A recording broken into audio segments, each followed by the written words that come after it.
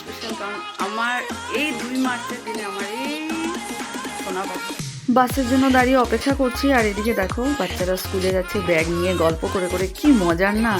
মানে তখনের লাইফটাই অন্য, কিন্তু ছাত্র জীবন সত্যি খুব সুখের জীবন। তো বাসে বসে পড়েছে আর বাইরে বৃষ্টি হচ্ছে। পৌঁছে গেলাম, যেমন ওয়েদারটা খুবই বাজে, বৃষ্টি করছে মনে হচ্ছে।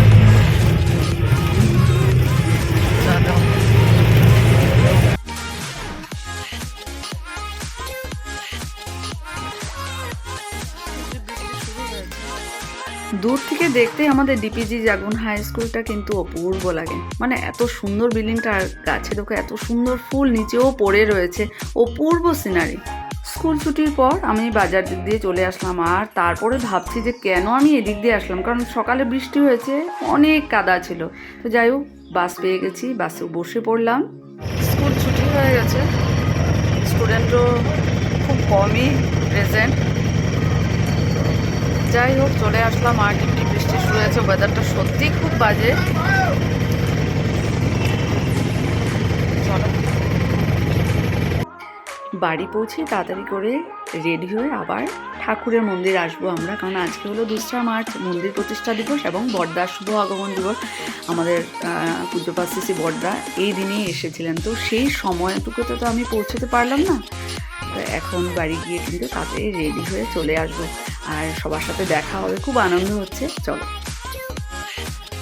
রেডি হয়েছি, যাব এখন মন্দিরে। আজকে আরেকটা ঠাকুরের মন্দিরে তো মন্দির প্রতিষ্ঠা দিবস, আর বড়দার শুভ আগমন হয়েছিল এই দিনে, এই দুটো। আর আমার জন্য আরেকটু স্পেশাল, কারণ আমার এই 2 মার্চের দিনে আমার এই সোনা বাবার কিন্তু অন্নপ্রাশন ছিল। মন্দিরে আমরা সবাই গিয়েছিলাম।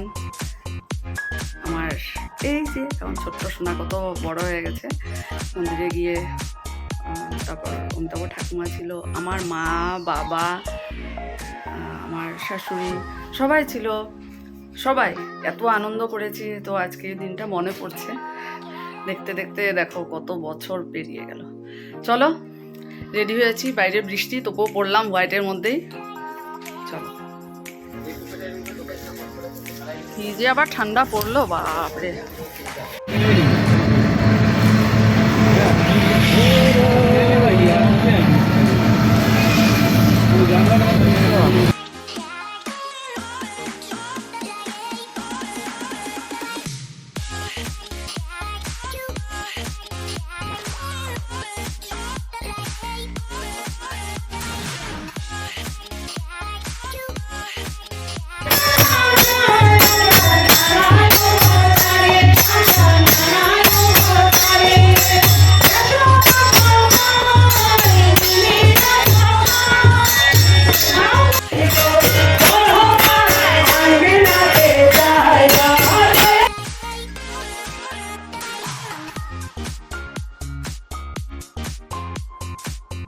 কি সুন্দর করে সাজানো হয়েছে দেখো তো,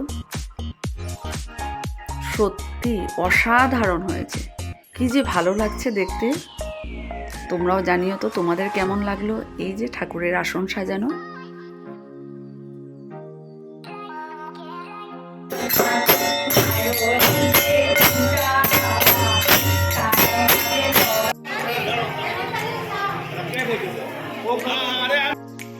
এখন আমরা চলে এসেছি ভান্ডারের প্রসাদ নেব। দেখো সবাই বসেছে এখানে, আর গরম গরম ভাত, ডাল, নিরামিষ সবজি, মানে কি যে অপূর্ব খেয়েছি। আর ঠাকুর বাড়িতে কিন্তু সব কিছুই অমৃত মনে হয়, সবই প্রসাদ। তারপর আমরা আবার চলে আসলাম এখানে, যে আমরা গান কীর্তন করব। এখানে বংশিকা গান করছে, আমরা সন্ধ্যের প্রার্থনা করেই বাড়ি ফিরবো।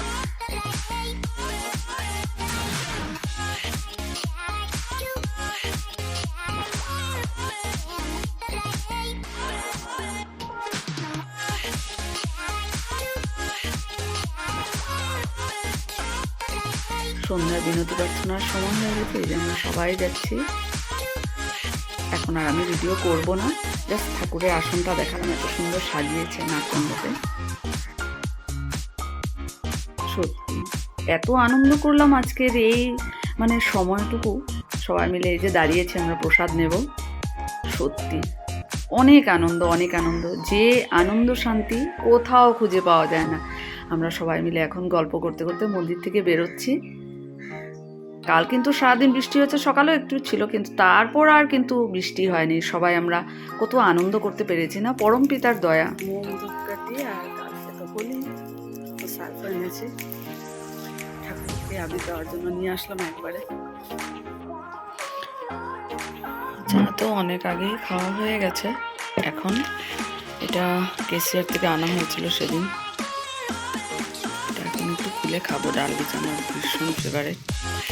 এদিকে দেখো আরসিএমের আটা নিয়ে এসেছে। আজকে কি বার? সোমবার। আজকের জন্য সব কিছু কাজ শেষ করে রান্না করে দরজা লাগানো হয়ে গেছে, মুখে ক্রিম লাগিয়ে নিয়েছি। তো আজকে সত্যি ঠাকুরের মধ্যে সময়টা এত ভালো কাটলো, এত গান কীর্তন এত সুন্দর হয়েছে। সত্যি মন্দিরে গেলে যে কী শান্তি পাওয়া যায়, কী আনন্দ, যারা যায় তারাই জানে। তাই আমি বলছিল যে কালকে ছোটমনির বাড়িতে রামকৃষ্ণ ঠাকুরের উপাসনা ছিল, মাও গেছিল ওখানে, এত ভালো হয়েছে। সবাই মিলে ওরা এত আনন্দ করেছে, গান, কাঞ্চন মামা হারমোনিয়াম বাজিয়েছে, বুনের গাওয়ায় এত ভালো লেগেছে।